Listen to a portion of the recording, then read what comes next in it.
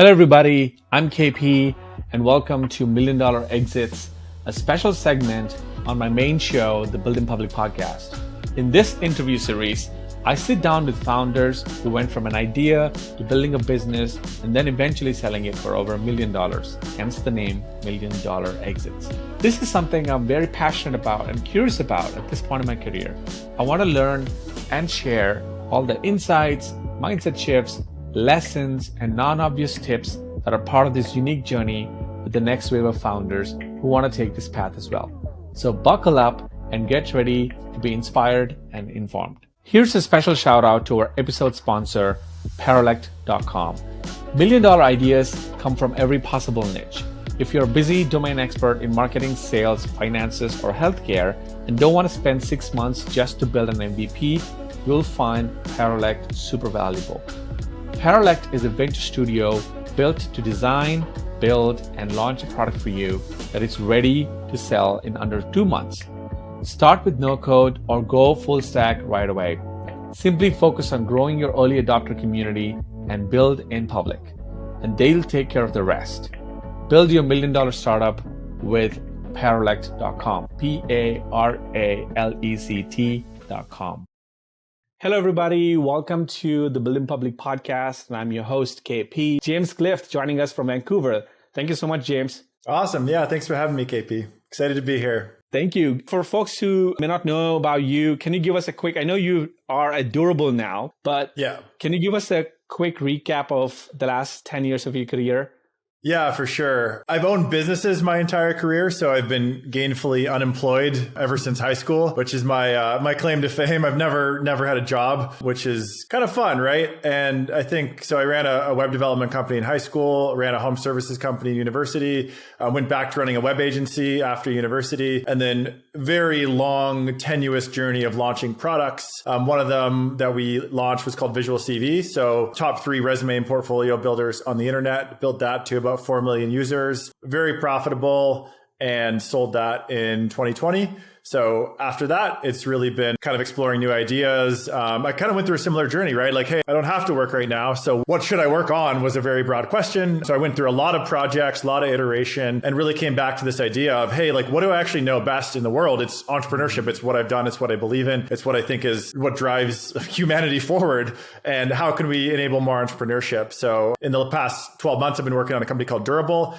We help you launch your business in 30 seconds. So we've got an AI-powered website builder that lets you just get something up the ground, running, custom domain name analytics, get it out to the world, start getting customers in the door. And what we're really trying to do is build this entire system for automating and abstracting all the parts of a business you don't want to do and letting you focus on the things that you're actually good at, which is the skill that you're delivering and your unique value. So yeah, that's been a journey that I'm happy to talk about as well. So definitely been through all of it. I've ran physical companies, I've ran software companies, and definitely been through the whole life cycle of entrepreneurship many times over. That's amazing. So, I've checked out Durableco, by the way, just a few minutes before I joined, and it was brilliant. I thought it was so clever because it picked up my, I think, GPS location, my area. And then I'm in Beaufort. So it was showing me, I just made a quick landscaping business website in 30 seconds. And it made the copy, wrote the testimonial, and the landing page was set up. And I was like, wow, this is so smart. And I could see some lead gen agency, and this is I don't know if you've thought of this, or this is a use case that's common, but I could see a lead gen agency who are tech savvy and smart in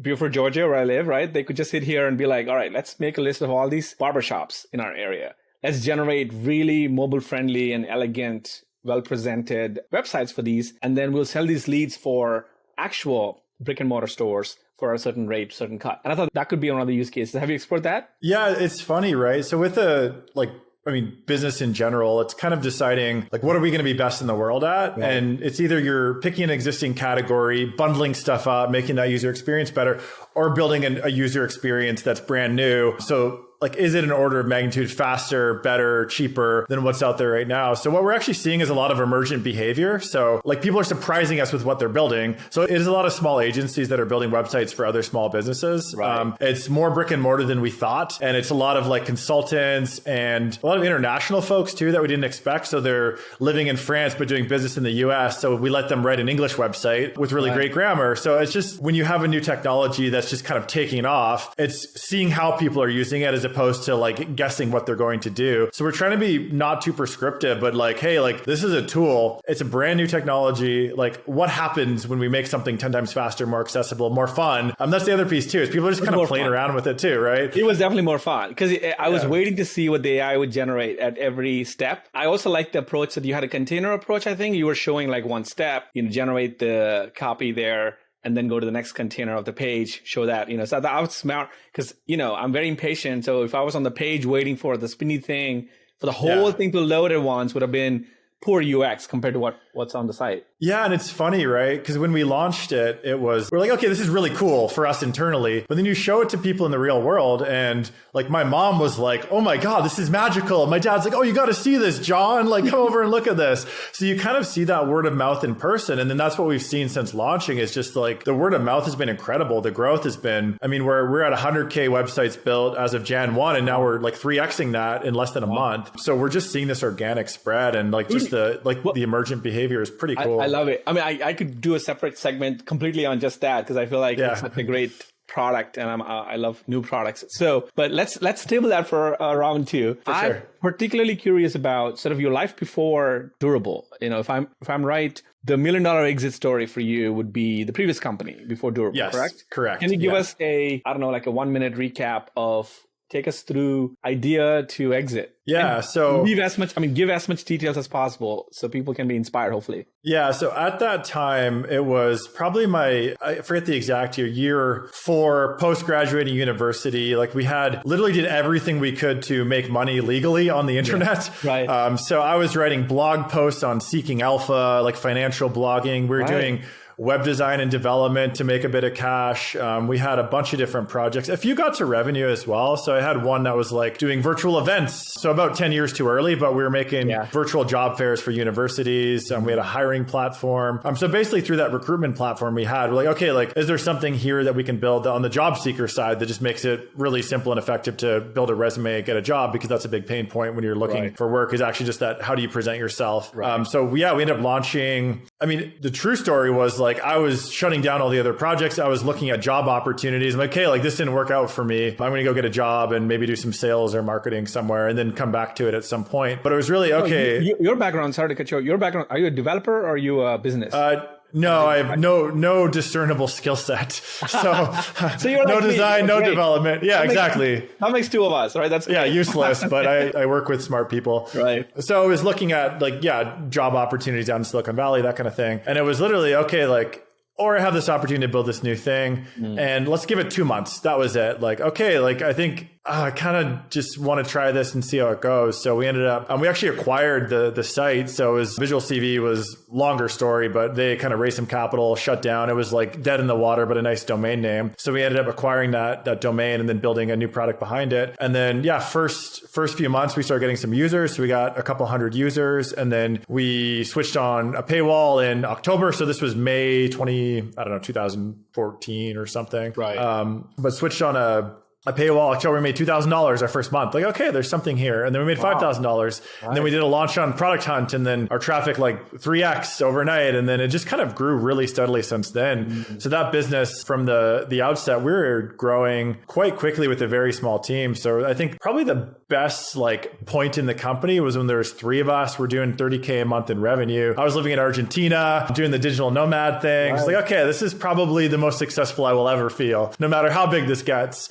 And my goal really, ever since the onset was, hey, I want a business that makes me 10 grand a month that I can run from anywhere. Like that was the initial goal because I didn't want to get a job. Really, it was like job avoidance more so than I want to build this massive empire and massive business. So that's what VisualCV ended up solving within the first 6 months. And then you quickly reset the goalpost. Like once you see that, you see the growth. Okay, now we want to build $1 million business, a $5 million business, $10 million business. And I think it's not thinking too far ahead, but really thinking in these 3-month cycles of, okay, what can I launch, get market feedback, and what can get out into the world that will actually be able to see this momentum. And when it works, it happens quickly, which is is really interesting. But that period of trying to figure out what's going to work is so hard and so challenging and so nebulous. Like you don't know what you don't know. But yeah, the thing that worked always kind of works, which is super interesting. So yeah, VisualCV grew. I think within a couple of years, we're doing a couple million a year in revenue, super cash flow positive. So kicking off millions a year in free cash flow. So paying dividends, which is not a thing in startups typically, but we're paying ourselves pretty well. And then ended up still ongoing. Is it? So I ended up selling most of my portion to my partners because I was ready to do the next thing. But yeah, it's a great business, still growing really well, and just a solid business in a great space. So I think, that's definitely it solved what I was trying to solve for at the time, which was like building a product I liked with a team that I really liked, and like solving the financial question, I think, which is kind of a big part of the step one of entrepreneurship, I think, is like you think money first, then you think impact and vision next. Right. At least for me, right? I agree. Thanks for saying that, because I feel like sometimes people get the order wrong. And I mean, I'm not knocking on anyone. I feel like I've been in those shoes. It's like I can't really tell. But what drives me is impact. When I wake up, that clearly money is not guaranteed for you or for me. Yeah. So obviously, like you have to be driven by something else. So what drives me is impact. Like seeing that, hey, I'm solving a deep pain for somebody out there in Argentina or like Bangalore. Like this is really helping someone get closer to something that they want. But the challenge is sometimes putting one, like which should be before the other, in terms of being strategic about your journey. And I think this is another question. This is sort of like one of my first questions for you is around if you had to go back and, give your younger self one specific piece of advice around financial side of this. And I don't know how much you give a thought at the time, because you seem like you were just nomading, but what would that advice be about being strategic around the financial side of this? Yeah. I mean, I've thought about that quite a bit. I think beyond the financial piece, the number one thing I would tell myself is don't stress about it so much. Like it's going to work out. So I think I wouldn't change the trajectory or the impact or all the stuff we built, because it leads to a good place, right? And I think entrepreneurship to me is this long-term bet that always pays off. Like I truly believe that. And it's high volatility, but low risk. So you're going to have periods where it's up and down. It's crazy, but you're always moving up. You never move backwards. And I think over a long enough time frame, your risk is lower. I think your risk with a job is you get used to a salary, you get used to your paycheck, your mortgage, and then all of a sudden you're laid off. Like what's happening now? It's like, holy shit, I have not built this resilience into my life, into my finances, into my brain. And if you have one customer as an entrepreneur, then you have a lot of risk. And that's what an employer is one customer for your entire financial situation or your family's. So I think that's how I look at entrepreneurship. But the thing I would change is the stress. That's brilliant, man. I mean, I think just the way you phrased that one customer thing is brilliant. To your point, because, I was in those shoes where I was at OnDeck and I was at day one, and I felt like I was doing way more than what my job title was at both these jobs, because that's just the founder DNA that I have in me. Yeah. However, I was tied to those two financial sources, and situations didn't work out. The market didn't work out. And so I was part of the layoffs at OnDeck, and it was so painful because I built an empire and movement around me. Yeah. But I was suddenly not valuable for the CFO of the company. I'm not, it's not specifically me. It was just a bunch of people. Yeah. And I had to be like, reckon with the truth of like, okay, what do I do now? But my momentum, I built all the momentum and the empire for somebody else. And so I walked away almost with nothing, except my brand and all these followers and everything else. But I'm like, which is more than most people walk away with from a job, right? I told everybody when I joined OnDeck, everybody when I first joined, everybody were like talking about building in public, and they were like, KP, you're spending too much time on Twitter, too much time on podcasts. And I had the intuition, not the negative intuition around like, oh my God, maybe I could be fired one day. I just wanted to build a moat around who I was as a person and what I have to offer to the world, et cetera, that would compound in the long run. Not necessarily that I saw the layoff coming, because nobody saw layoffs coming in 2022, right? Or 21. Yeah. But it so worked out peacefully. I mean, pleasantly for me, because when I walked out, I still had the moat around me. But still, financially, it was a huge jolt. And as a father of a young kid with, he's like 15 months old at the time. Yeah. My wife and I, our bills and everything, it was so painful. It was a jolt. And I really wanted to never be in that situation ever again. And I'm like, I got too much firepower in me to not be in this shit, ever again. And it's not no one's fault, but it's my own sort of evolution in thinking. Like market should be the boss, not a particular person, Yeah. And I think the financial piece is like, frankly, one of the most important things to consider with this journey, right? And it depends who you are. I think if you come from money, then you kind of start at a place where you have less inherent risk. And I mean, I know like my downside scenario, I could have always moved back in with my parents or something, which is a luxury too, that a lot of people don't have. But for me, it was really like, how do I solve for money first? Yeah. And that was the first business. We're doing service company, which is a lot easier to start, to scale, to get to revenue. And it was really like, how do I pay rent this month? How do I eat? I was doing some hustling, like renting my room out in Airbnb and sleeping on my couch a few weekends, but which is fun too, right? I think it teaches resilience to some degree. But yeah, I think it's like money as it's not my primary motivator. It's kind of like that margin of safety you want to have to take bigger risks. And now I'm thinking about having a family and everything too. And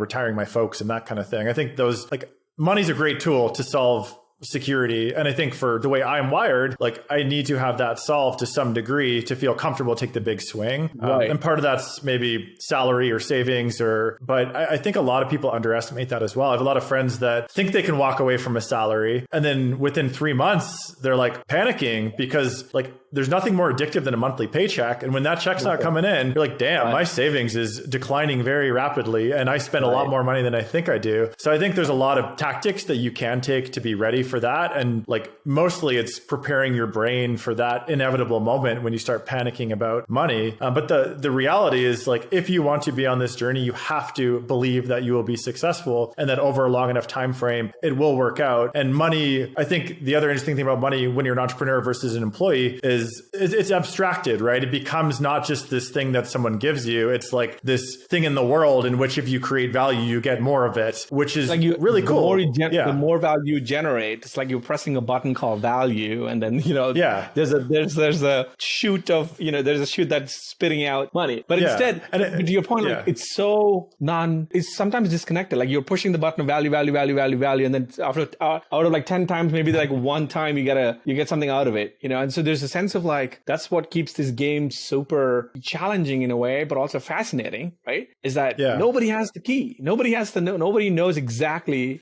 which is the exact thing you can do to the market to make it give you, give you the revenue you want, right? So you have to keep trying and failing. Yeah. Yeah. And I think it's like for me, when I sold the last business and I had another project, I just went right back into, we got to make this work. Like I didn't actually take any time to consider why I wanted to do it. I'm just like, okay, I got a business, I got to make it work. And I had another project that actually got really good traction. We sold that as well. It wasn't a huge exit, but good exit. But it was more like, how do you spend the time to think about what you actually want to spend time, which is the luxury that you've earned from selling a company. But before that, it's like, you got to get your head down and work and grind it out. Otherwise, to me anyway, you have to earn that right to have the big vision, the big impact, take the bigger swing, or you do that first, which is totally fair too. I think it just depends on your personality and what you're trying to solve for. And everyone's journey is different as well. It's not, this is why I don't like this whole like bootstrapper versus VC backed versus like, it's not a religion. Like money is a tool for the job, right? So if your business requires capital and it will be better and you want to run a business that raises capital, go do that. If you want to bootstrap a business,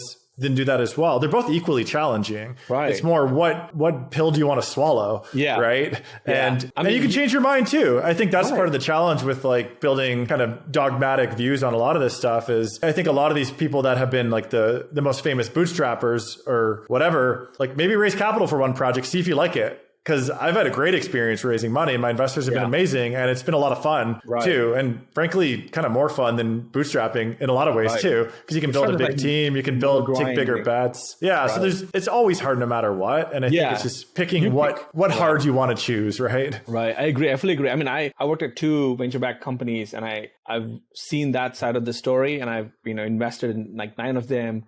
I truly believe that venture has a role to play in the ecosystem, but it's not the only way, certainly. At the same time, bootstrap is not the only, to your point around, it's like the same no code versus code debate. And I was like, if it helps somebody and if it empowers someone, I think whatever tools they use is irrelevant. So we've seen Zapier go from, I think they raised a small round initially and then they've always been bootstrapped. Crazy. And then you see Stripe crush it as a, VC-backed company. So there's always like examples on each side. So I have a couple, I think 4 or 5 questions. I'm going to run through them quickly with you. I want to pick your thoughts on this. Okay. So here's one. what is something most founders think is important that you don't think is important early on? And someone like me can skip early. In this scenario, I'm an early stage founder. I'm at the starting line and you've crossed the finish line. So what would that be? This is a good question. I think everything's important. I think all this stuff is really hard. I think like social cachet is certainly not important. Like caring what other people think is definitely not important. I think sometimes you catch people that are doing it for some weird form of social clout, and like actually caring about the job title is definitely the least important thing. To me, like that phase is like the early phase is figuring out what you're going to do, what your market is, what your product is, who your customers are. So I think it's like any form of cachet or social status or anything, like just round that to zero because it doesn't matter. And no one cares what you're doing either. That's another thing. People think that it's like what their family thinks is, no one cares. Like no one, I don't even tell people what I do 90% of the time. I say it like I work in online marketing. Like it doesn't matter. Like build something else around your identity that's gonna like give you something to talk about. But like unless someone is your customer, your investor, your partner, your employee, just like don't worry about what other people think. So that's one thing that people think is more important than it's not. Would you say it's fair to sort of caveat? I mean, would you say it's fair to like let people know, hey, don't come into this game of entrepreneurship if you are in here for the lifestyle, for the Lamborghinis or for right, for the gram, for TikTok or whatever. Is that I guess that's the message, I think, right? It's like the cloud comes much later. To be fair, it might be still the best way to get to a point where you can buy a Lamborghini, but it's like an uncertain outcome. I just think it's not glamorous in the slightst. Yeah. If it is, then you're doing something strangely. Right. And I just don't agree with that. From your experience, at least it was not glamorous. And I think that's the real truth. I think that's 90%. I mean, most of your life is spent behind a laptop, hunched over a laptop. Like it's not that cool. Right? Argentina was amazing. I lived a great lifestyle down there. But at the end of the day, most of my time was still spent behind a laptop. Right. So but you didn't do any of the Argentina stuff as sort of like, oh yeah, the founder of VisualCV. You just did it because you were there, happened to be there, right? Yeah. And I look at most of things as like, again, it's just like what value you're creating and what energy are you putting out there into your business that's going to result in people's lives improving. And it's not a complex, it's not hard. It's not complicated. It's just very hard to get that right. Damn. But yeah, I love that. It's not complicated, but it's very hard. That's true. So another question that I have is what did you do that was radically different from your peers who started along with you that you think has served you well? Well, a lot of my peers have taken companies public and are like billionaires now. So maybe I fucked up. I should text me those numbers. I should ask what I could do with me then, James. Well, I'm sure there must have been a lot, even if you didn't really meet with them or were friends with them, but like the wave of founders that you were a part of at the time, a lot of them must have been left behind or maybe still grinding. What do you think that you've done intentionally step over step that was slightly different? I think there's a quality of founders have to be relentlessly optimistic long-term, but short-term incredibly pessimistic. And I think the people that I've seen... What does that mean? So long-term optimistic means like, this is going to work out. I'm going to build something successful. Pessimistic is like, we need to grind every single day to launch something, get feedback. Like, it's not working. Be honest with yourself. And I think a lot of people that the visionary without substance is a common theme, and you spend a decade on something that's not really working. It's like either a dumb idea, market doesn't like it, but it's not being honest with yourself. You're not reflecting on the actual feedback that you're getting. And you can spend a lot of time on something that's not working. And it takes a long time to get something launched that will be working, but you also know within 3 to 6 months if it's going to work or not. Like unequivocally across the board. Like if people want the thing that you're doing, the internet's so big that they will discover it, find it. You obviously have to market it too, but like you get market signal faster. It's not a 10-year process to get market signal. Now it's social. It's like, you definitely get signal very fast. Yeah. It's incredible how fast things can grow if you hit the right thing. Right. So I think just being like honest with yourself is really important. And I think for me, what I did differently, you already seem to have answered a bit of this with me. Like, I feel like even from the get-go, I felt a strong dose of this is going to work out energy from you. And it's so refreshing to hear that and feel be in your presence, because it's just so energizing, to just believe that it's going to work out. Right. And not from a delusional point of view. I'm not just saying like, hey, we're going to do it anyway. It's like not like a cult, but this is hard, but I will figure this out, or we will figure this out. So there's this optimism, long-term optimism that I'm already sensing. And combine that with what you just said, short-term, like, no one knows to do shit.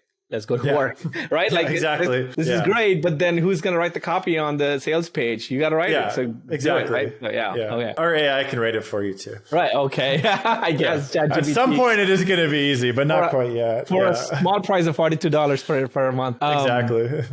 Okay, we talked about that. So what are some of the struggles that you faced early on that you think could have been avoided maybe, and next time around, you're not facing those as much? Everything, man. Really? Everything's a struggle. I think part of it's inherent personality, right? But it's like the stress is real. And it had a lot of moments of just, you're doing something new. I think that's the other thing. It's like, if it's your first time as an entrepreneur, like you have to unlearn everything you've learned. Like school tells you what to do, jobs tell you what to do. Like there's formulas for this stuff, but entrepreneurship is so nebulous and weird and stressful. You have to make it all up and figure it all out. And that is incredibly stressful if it's something you've never done before. So you are learning and growing every day if you're doing it right, and you should be stressed. But I think it's the difference between good stress and bad stress. So I think for me, it's that like, I wish I didn't have a lot of that like deep anxiety the whole time until it worked. And like for this new company in Durable, I'm really consciously trying to have fun, right? Because I think it can be fun, right? And I think even if I look back on the last decade, like that could have been fun too. It could have been more fun, right? I could have like just woke up and been a little bit less stressed. How would you have shifted the focus from? Because it seems like your focus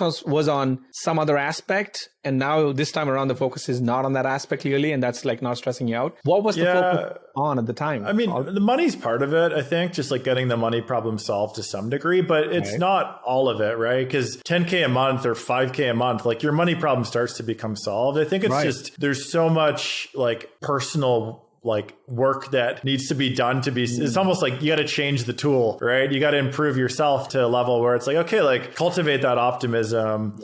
If you're really stressed out, figure out like other things in your life that make you happy, like sports, family, relationships, whatever, but don't build your whole identity around this. And I think too, it's just the nature of the work is often it's not fun. Like I don't like sitting at a computer for 10 hours a day is not that fun for me personally, but it's like, okay, it's a job. Be grateful for the opportunity. Like it's also better than like a lot of our customers have real jobs that are hard and they're doing physical labor. So yeah, we're lucky to be able to help them out and to build them. So I think it's just like a lot of the things, like just train your mind to be somewhat okay with the journey. And it's not saying no stress. Like stress is a good thing. I'm an athlete. Like that's training stress is good stress. Performance stress is good stress. You should feel stressed out before an important phone call or customer meeting. But it's more just the like that nebulous, like the worst stress is when nothing's happening. That's the hardest thing. Is that existential, like, is this the right thing? Does anyone care? Am I going to fail? Can my family eat? Like that is the hardest thing. And I do not have a solution for that besides like keep working towards monthly recurring revenue solves all of that. Just like figure out what you can do to get to MRR. Like that's the only cure for real anxiety is MRR. The weird thing about this sort of nebulous stress that you talked about, and I've had my share of this, is that I feel like I'd rather just have the damn adversity than anxiety. 100%. I love a crisis. Give it to me. If you, what's the worst that could happen? Like COVID happened. Remember? Everybody was like panicking. I'm like, give it to me. Give that damn COVID. I'll deal with it. Whatever. But the potential looming chance of getting COVID is way more stressful. 100%. Because you're like constantly second guessing everything, right? You're like washing your groceries or whatever. Like, and as entrepreneurs or even like as someone who's, I'm 34 now. So as someone who's spent 3 decades of my time on the planet Earth, I've had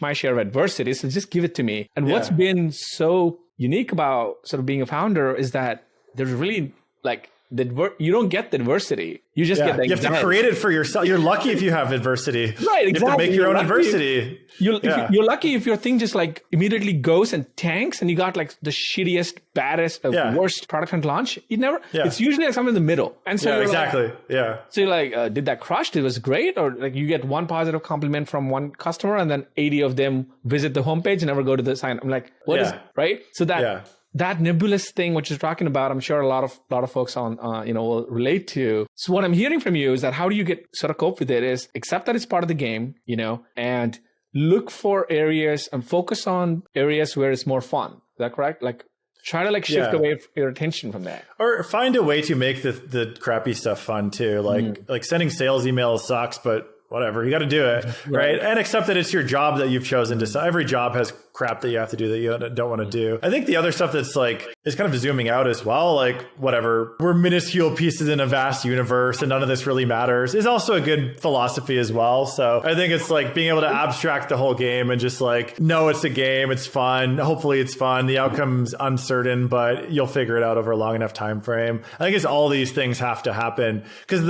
what I see people doing is like, I had a friend that just was founding a startup and he was just so incredibly stressed. And I was like, dude, like if you're this stressed now, it doesn't get easier if you're successful. Like the game just changes, right? It's just that you have to find a way to like you're like every time you found it, you're going to be stressed, right? But like if this is the level now, like it's not the time. You need more savings. You need more buffer. You need to like lower your lifestyle costs. You need to just be comfortable with the uncertainty. I think that's a lot of the challenge of going from job to no job is like, that's very, very hard for a lot of people. So it's figuring out what you need to truly, honestly, to yourself, be in a position where you can think abundantly and take those risks. Right. Otherwise, you're just going to be stressed out and like running around and not actually frantically doing things, but not actually accomplishing anything either. Right. So. And I think this kind of anxiety and stress hijacks your productivity too, right? Like you're just not as abundant minded and as like relaxed as you can be. And it clearly impacts your sales, marketing, and all these other things too, right? So I will say one thing too that's like I kind of undervalued is the community piece of it. So I was lucky enough 10 years. Yeah, how did you find, what was your support system like? How did you find community in the early days? So like 10 years ago, there was a co-working space that popped up in Vancouver, and there was like, it's kind of underground. You gotta give a shout out. What is it called? Yeah, it was called Launch Academy. They're amazing. Shout out Launch Academy. All right. Yeah. So within that first cohort, there was just 6 people that I'm best friends with now. So we went through it together, right? So one of them took a company public. One of them built like bootstrapped a $10 million a year company. Just a lot of success that came out from that small group. But those are your peers, right? Those are my best friends that you can text. And like I play poker with people that are running big companies now. And it's just like, oh yeah, this is normalized, right? Like you normalize success, you normalize the stress, you normalize the game. And I think that makes it like so much easier. You just kind of, the realm of possibilities opens up. You realize like none of these people are smarter than me, better than me. They're just at it long enough and they got lucky enough that they've been this successful. So I think that's been a huge part of it. And then the next community for me was South Park Commons. So group of, nice. they're amazing. They're a fund, but also like more so community that happens to have a fund. But again, amazing group of people. Kind of the big thing for that was just leveling up my ambitions. So just being in that world where, wow, I wasn't sure I wanted to build a venture-backed company. But being exposed to that environment and the opportunity and the abundance mindset from those folks really just, made me think a lot bigger as well, and like be able to like train myself to have the freedom to take the risks that I wanted to take, but was scared to. I think that's been a huge part of my journey as well. So those two have been like life-changing and career-changing for sure. Now, the venture-backed thing, is that durable? Or is that the one? That's durable. Yeah. We raised a round in May. Right. Yeah. Awesome. I just helped one of the South Park Commons founders yesterday on Product Hunt. Oh, no way. Awesome. He was also building I don't know if you saw, but he was also building a AI product called Stylized, I think. Shout out. Yeah, I know. Yeah. Awesome. So that was cool. So I'm like, wow, small world. So another fun question for you. What's something that you believed 5 years ago that you had to unlearn to get to where you are now? I didn't really believe in venture-backed companies until I raised money. I think that's one thing. I thought golf was a really dumb sport. It's actually pretty fun. Right. Yeah. I think like things do happen. If something's going to work, it does happen fast. And I think if something's not working after an amount of time, you just need to be honest and try something else that might have a better chance at working. I think the like long-term vision is really important, but how you get there can change, right? So if you pick a big enough market and a specific customer, there's a lot of ways to solve a lot of problems on the internet. I also think don't underrate trends and waves as well, I think is really interesting. So generative AI is totally the thing right now, but for good reason. It's incredible and it could be world changing. I think it will be. So people you're just on it. Exactly. Yeah. But that's not a decision because it's cool, but because I actually believe it. But I think trends are a lot bigger than they used to be now too. So because things move so fast and the world is so close on the internet, like the right trend actually moves 100 times bigger than you think it would, which is where you see like a lot of grifters as well, and like a lot of like bad behavior, but also like the underlying thing is this is actually an important thing to consider, and being a part of a wave that's like moving very quickly can be very trajectory changing and really exciting. So I think don't underestimate the waves is another one. I love that. I'm glad that you brought it up, because I feel like it's a very contested point of view, because, you know, some people are like, no, we're definitely, you know, we don't want to be bandwagons or like, you know, sort of bandwagon fans or whatever, like basically ride the waves all the time. And then there are people like you who mentioned, like, we just said, no, waves are good. Waves are showing us some customer behavior change, which I think is key here, right? Like, because every wave, I think a successful wave actually changes consumer behavior. Like, we would not 100%. Be having this online virtual podcast if not for COVID, right? Like, I'm never going to go in person to ever like Vancouver to record podcasts with you. And I've had 45 episodes. I never traveled anywhere. This would not have happened. People would not have been this comfortable just doing an online podcast before COVID. So that wave really changed our behavior. And then there are some that doesn't. Like, I think a lot of Web3 got the heat because it was trying to change the behavior and didn't. People still don't use wallets. Like, an average person doesn't use a wallet yet. So I think, you know, some waves really, like with the AI, like my wife who's a was a middle school teacher. She's already like looking at that. I'm like, all right, I want to like play with it. I'm like, wow, that's cool. Right? Imagine she's an English teacher and she's like, okay, this is really powerful, being able to chat with AI. And so I think I don't think that it's like, don't just jump on it lightly either, right? I think that's so with Durable, it was always, how do we make starting a business frictionless, right? And then what tools emerged that made that even more frictionless and better, right? So that audience, that customer, that mission, that vision didn't change, but it's how do we utilize that to actually solve a real problem for people? And I think that's the difference in like kind of doing something that you deeply care about, or at least a user you care about, or a person or a customer. That lets you kind of match these ideas together in a way that creates something magical and more unique and special in the world. And I'm working on this weird theory theory of life, but to me, it's really this idea of energy. So it's like, what energy are you putting into the world, into your business? What is your team putting in? And that actually shows, right? If you all really care about this, then it's going to show. You're going to have better ideas. You're going to build better products. You're going to have better customer outcomes. Your life will be better and you'll wake up more energized. So if you're waking up every day and you don't have energy to do this thing, then it's really worth a gut check on, is this the right thing? And then you decide, is it because I'm stressed about money, or it's the existential crisis period, which is fine. Like go have a few drinks and like, no, it'll pass, or just do some work and it also passes. But it's really that, I think that constant reminder to yourself, is this the thing that I want to do? Is it moving in the right direction? And most of the balance is figuring out, is it me? Is it market? Is it product? And like training yourself over a long enough time frame, you start getting those questions right. And I actually didn't think I was that good at this. Like it's not like a humility thing, but I was terrified of failing again, even though I've already succeeded. And then now we're seeing success. It's like, okay, like clearly I have learned something over the last 15 years that I can apply, and that like you don't move backwards, right? The goalposts like keep moving forwards, which is the beauty of this world that we're in and the luck that we have to be in it. Right. I also like to your earlier point about sort of when you start over fresh after a huge success that you had with the VisualCV, a lot of people don't start over fresh with the level of humility that you had. Well, I haven't seen that. But what I mean is you just sort of had to have had low ego to start humbly again, something new called Durable, and like, all right, we're going to give this another shot, right? A lot of people are just still attached to that first win because they're like, okay, I don't want to fail and look like a fool in public. But you're never going to go to the next step function if you don't try that next thing. And it is inherently risky. Like this could have been a dumb move, just like FYI, right? Like if 3 months ago, this could have turned a whole different direction, and like we would be talking about Durable as like, hey, that was a fun thing. It didn't work out, right? It didn't work out. KP, let's try it. Oh yeah. So and I think that level of humility is important. And what I'm seeing is it's not so much humility, but it's like really driven by curiosity. Like, I'm curious about this and I want to do this. And I'm like, so be it if I have to be a beginner. Yeah. Well, I think too, it's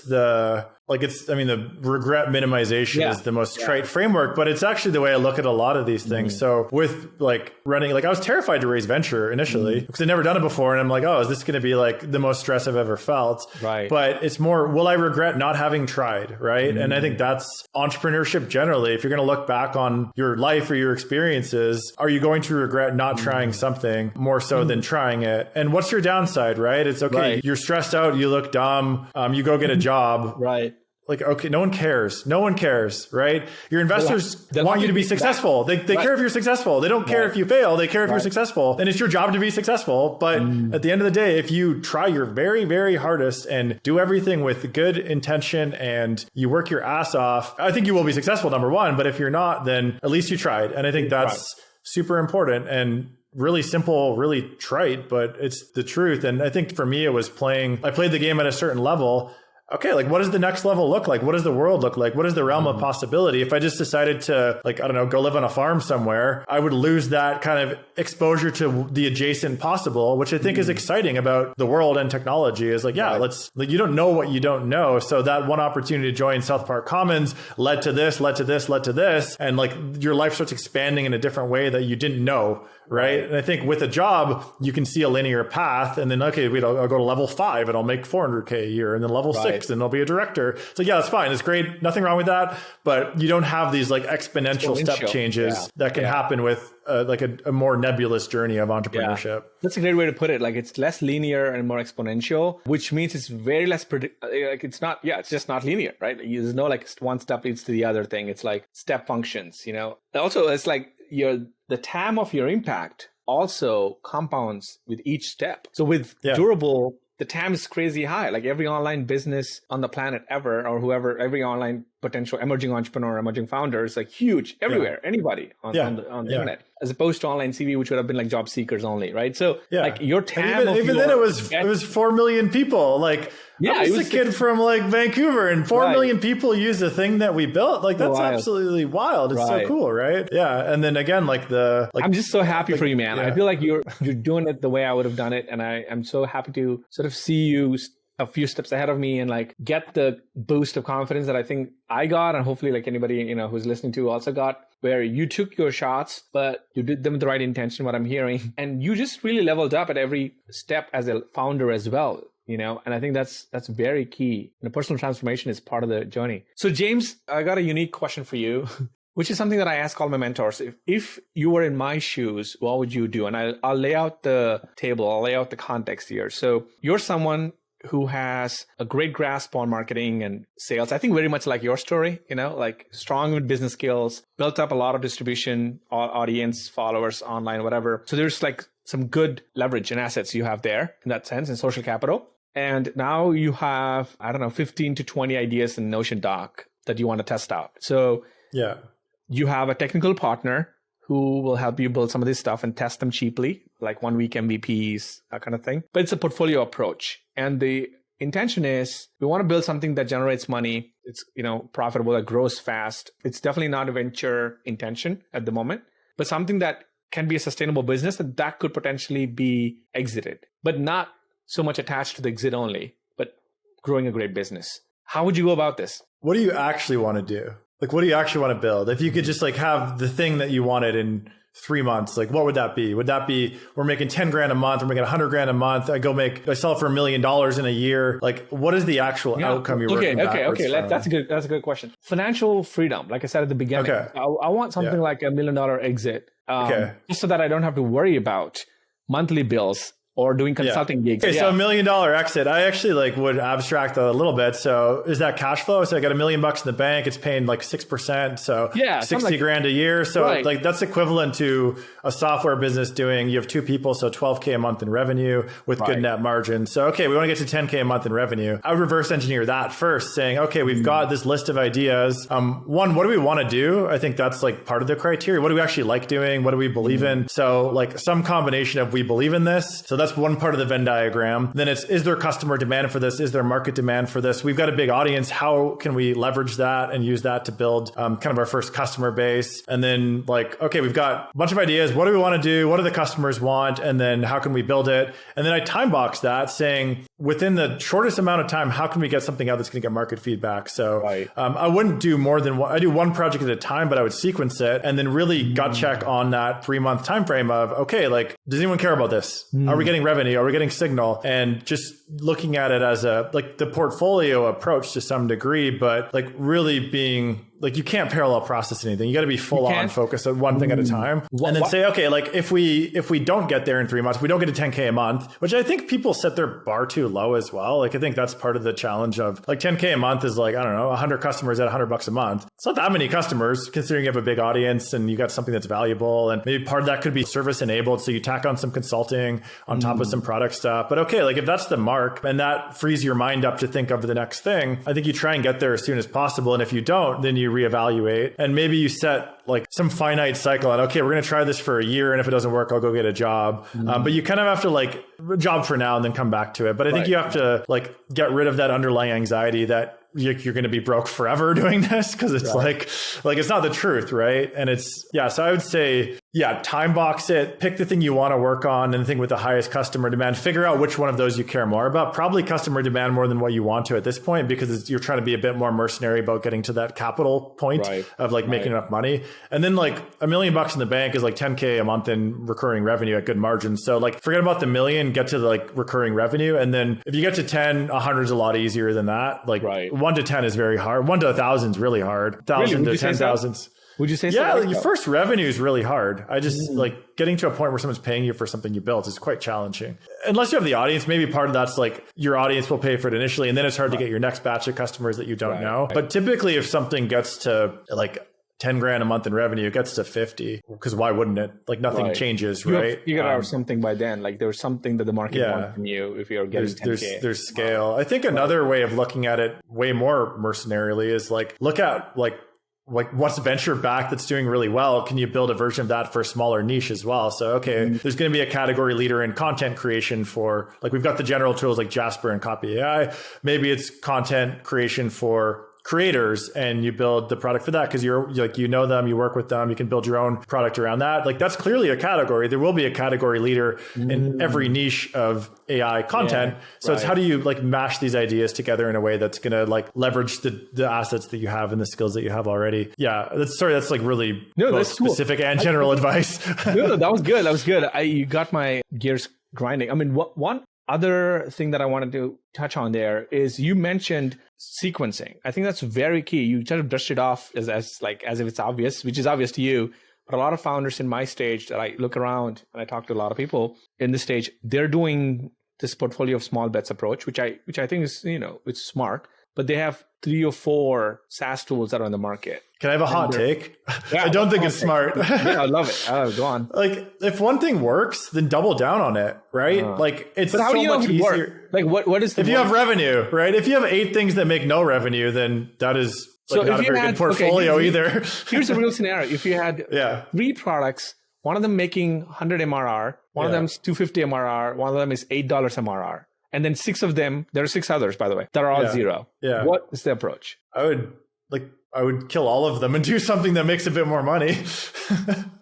Like that's not very much revenue, right? I think 250 a month. Like I look at the one that's doing 250 and I look at the same thing, users, market opportunity and revenue. Like if you have 8 things, your brain is thinking about 8 different things. That's impossible. Like think about the one thing with 250 in revenue. How do you get that to $1,000 or 2,500? Like that is a lot easier than trying to make 8 things kind of work. Cause like, it's not like you're investing in like a portfolio is something that already has inherent value that you're putting money into. Right. Investing in I'm not investing in a portfolio of like plant pots with no like seed in them. Like that's what this is. Like unless you actually put effort, it's so hard to get anything working. Like to get your brain to think about 8 things is really hard. Whereas if you have one thing, you'll have more ideas for marketing. You'll have more ideas for audience. Like, I mean, maybe it's a personal thing, but I think it's very hard to like multitask, especially with a startup, because even with your one startup, there's a million things you have to do. You have to look at product engineering, marketing, customer success, legal, like customer engagement, customer support. Like doing that times 8 for someone that's making you $10 a month sounds like hell to me. Like focus on the thing that's working and double down. And I think this idea that it's going to pay off at some point doesn't work, because it's not like you're not throwing something into the ether and hoping someone like discovers it and it goes viral. It's like